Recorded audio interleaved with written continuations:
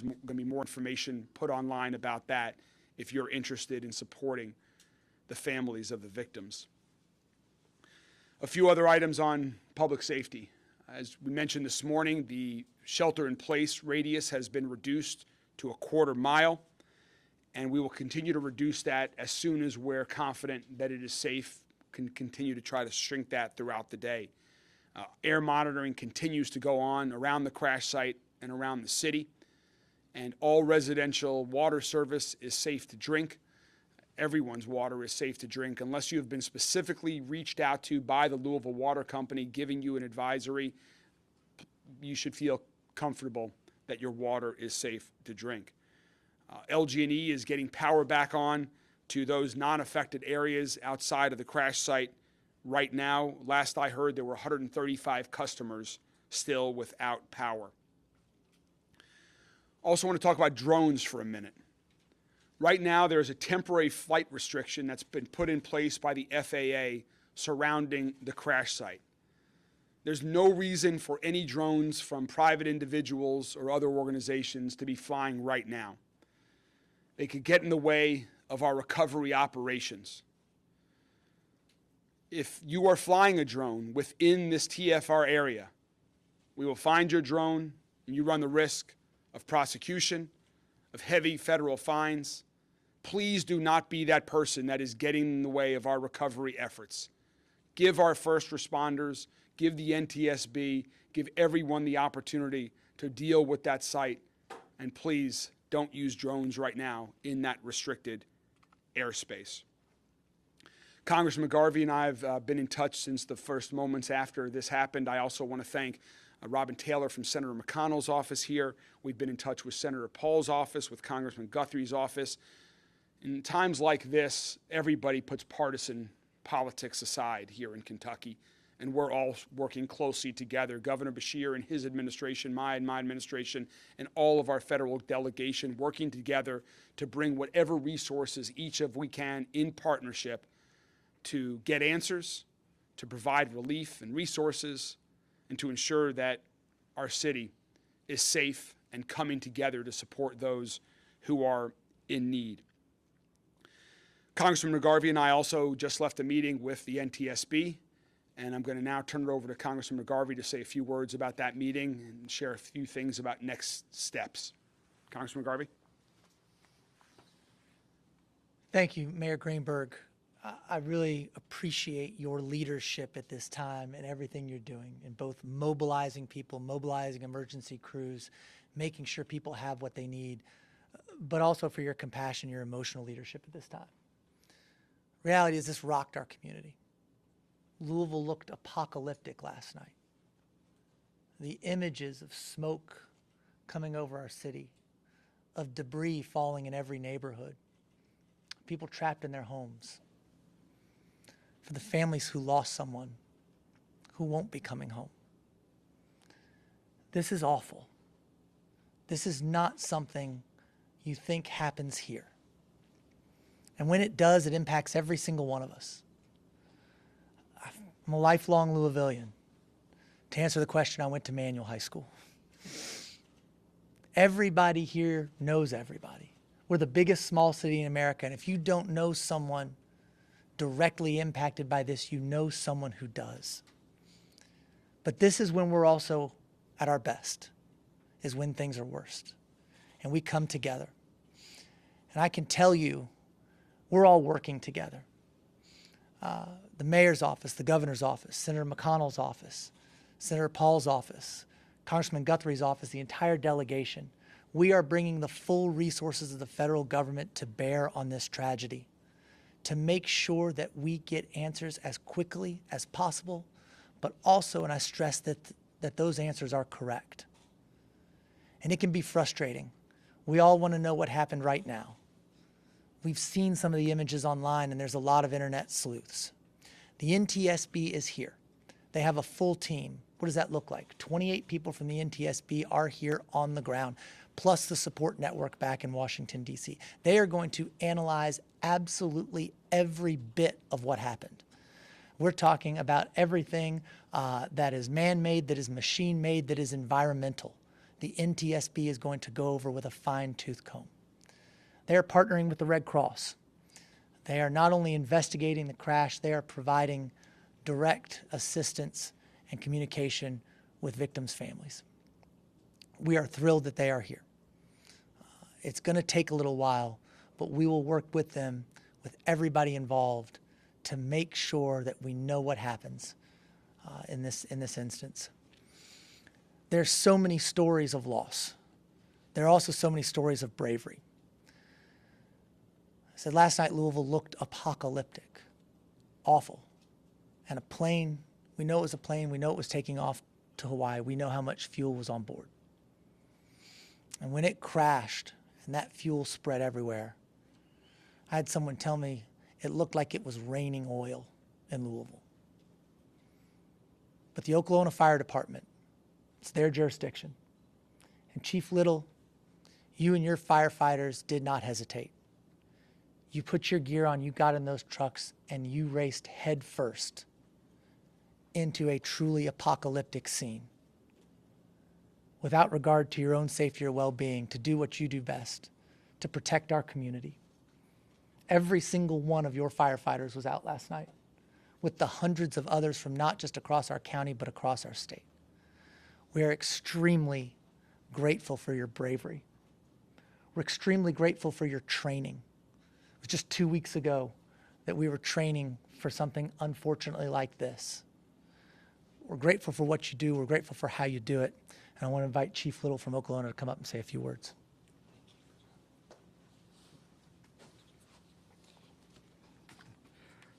I'd like to say good afternoon to everyone, give you a brief statement and update about our situation. Last night, about 5 o'clock, shortly thereafter, we were dispatched on a explosion. Shortly thereafter, we were informed that it was a plane crash. And as the governor pointed out, just about 2 weeks ago, we did train with Louisville Fire along with the Airport Authority. This is something that we do annually. You hope that you never have to do this, but unfortunately it happened. So last night we had roughly 38 companies on scene. We had multiple agencies from across the state. We had, and please forgive me, those agencies if I do not name you, but Bardstown, Bullitt County, Lexington, all responded here. We worked with MetroSafe, Louisville Metro EMS, Louisville PD, and all the county fire departments across our county here. They were all represented. So we had roughly 30 ambulances here last night. And today we've downscaled tremendously. We currently have 4 engines, 4 trucks, 2 ambulances on scene.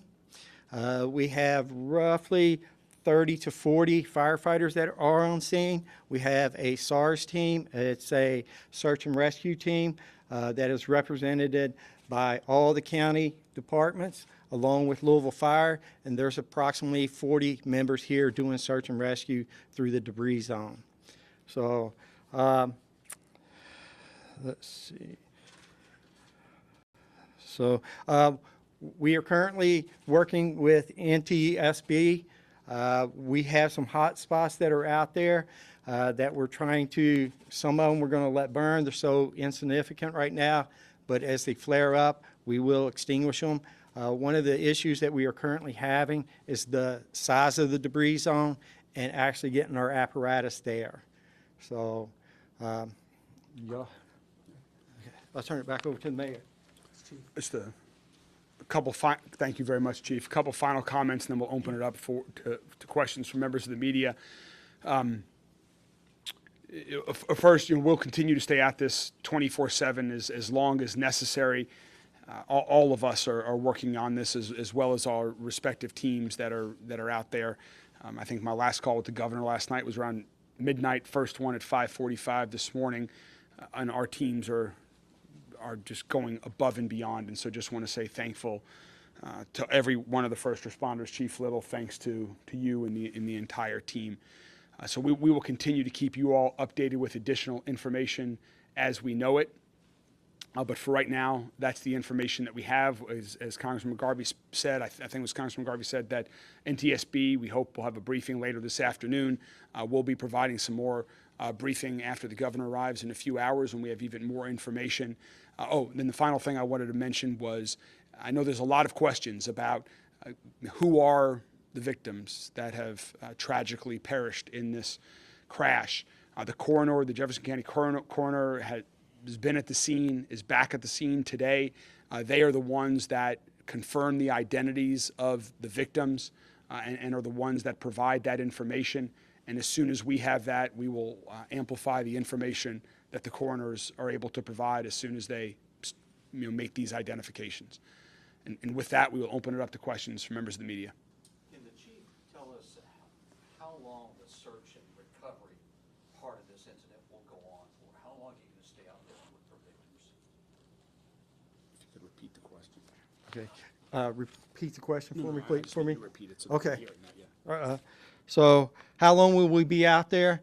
We'll be out there. We're planning to be there for at least a week or longer. We'll be out there as long as the NTSB needs us to be there. We are prepared for this. So I don't know how many victims we're actually looking for. That's one of the issues. And the debris zone is so large. So trying to get people back there. And with the debris zone, some of that debris is going to have to be moved and searched underneath. So it will take us quite a while. What is the size of the debris zone? I don't have a footage or a square mileage, but so Fern Valley Road, probably about 50 yards past Melton. I don't know if you know how long or how far that is. So, but it's a very large debris zone. Can you give us any other details about that debris zone? As far as that debris zone, there were a petroleum recycle business that was there that created some issues for us. The oil that was stored there came across the roadways, got into the waterways. LMSD's on scene taking care of that. The other businesses, there were some businesses where you could go and pull apart from scrap vehicles. Large semis that are in there and multiple vehicles.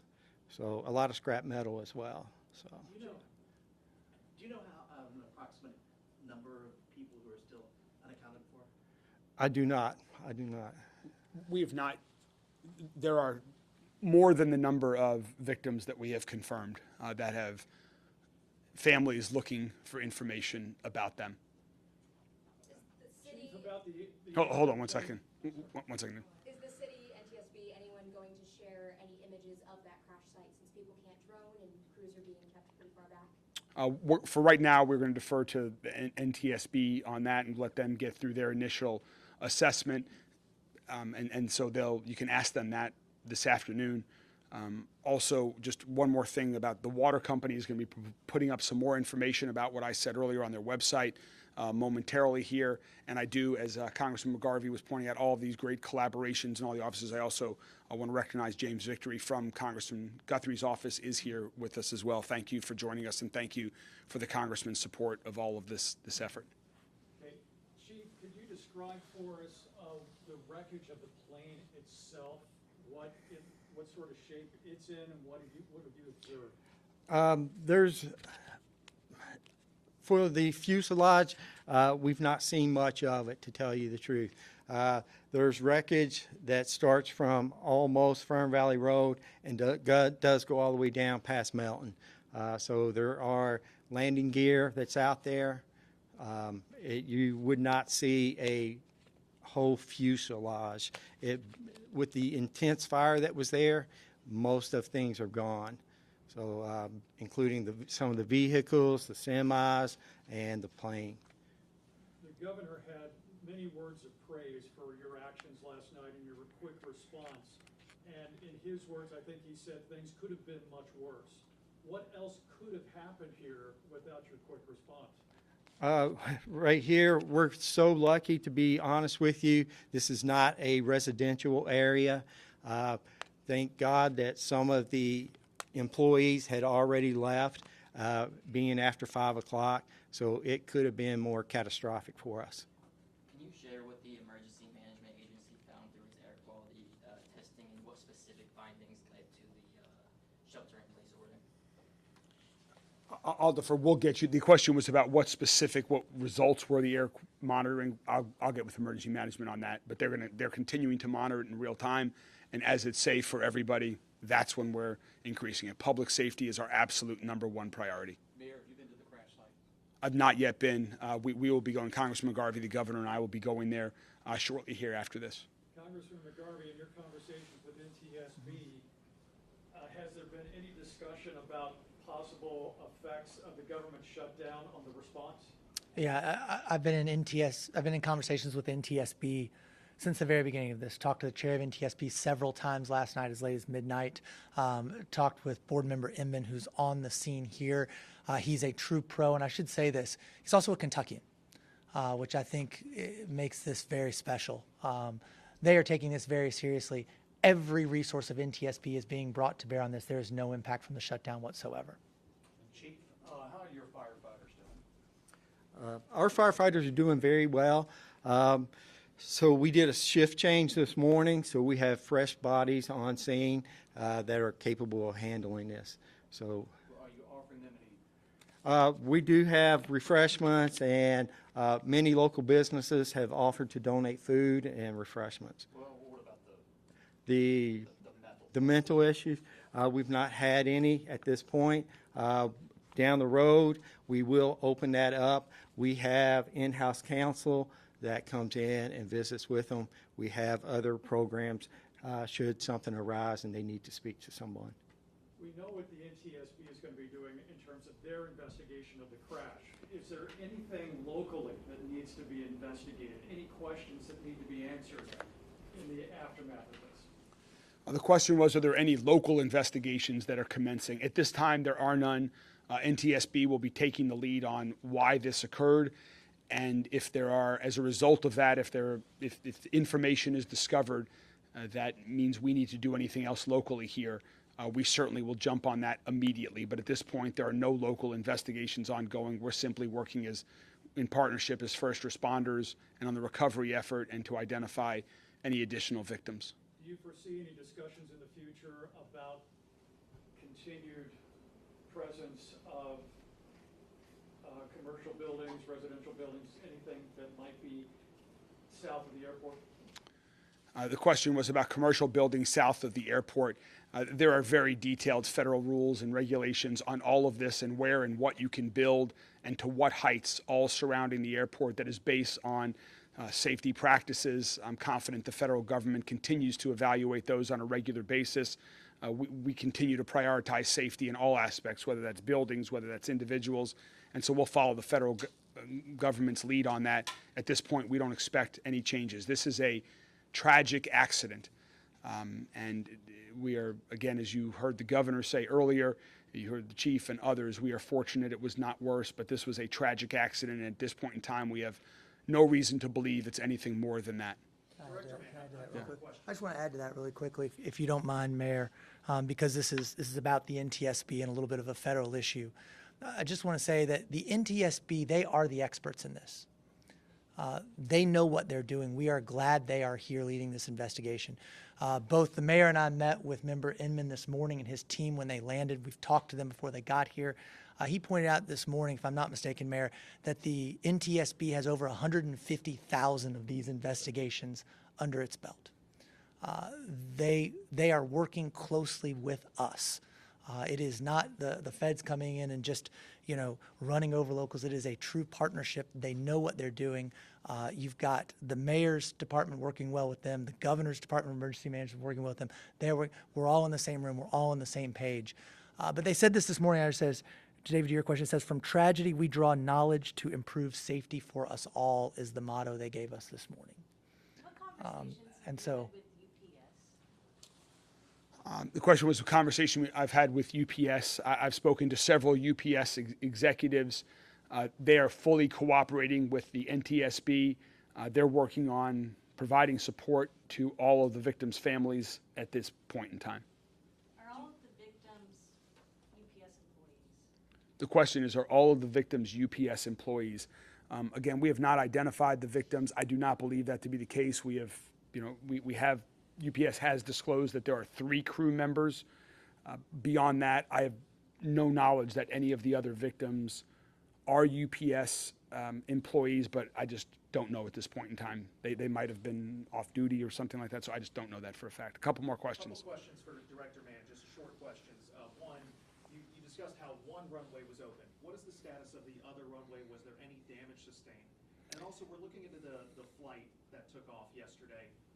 Were there any maintenance issues or concerns before takeoff that were addressed? No, so we have one runway open. There was no FOD or debris, so we were able to open that with NTSB's concurrence.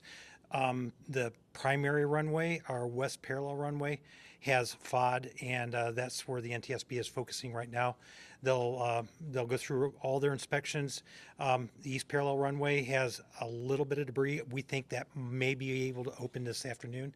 As it relates to inspections, problems with maintenance, we just finished part 139. It's a compliance inspection with the FAA, and we have records on every inspection we do on the airfield. I think within an hour prior to that flight, our ops team had been out there and done an inspection, and everything was fine. So from a maintenance perspective, it looks good. As it relates to damage to the airfield, there's debris. There's some minor problems in the grass and the safety areas. The physical pavement is in fine shape right now. So it will open as soon as we have clearance from the NTSB to do so. Again, that takes some time. We have the one runway. We think we'll have the second one open, but we can operate fine with the parallel runway, with especially the air carrier traffic. All right, we will provide an update on when our next briefing is later this afternoon, and we thank you all very much. We'll continue to keep the entire community updated as soon as we have additional new information. Thank you all very much, and God bless everyone here in Louisville and around the region. These are tough times. We will get through it together.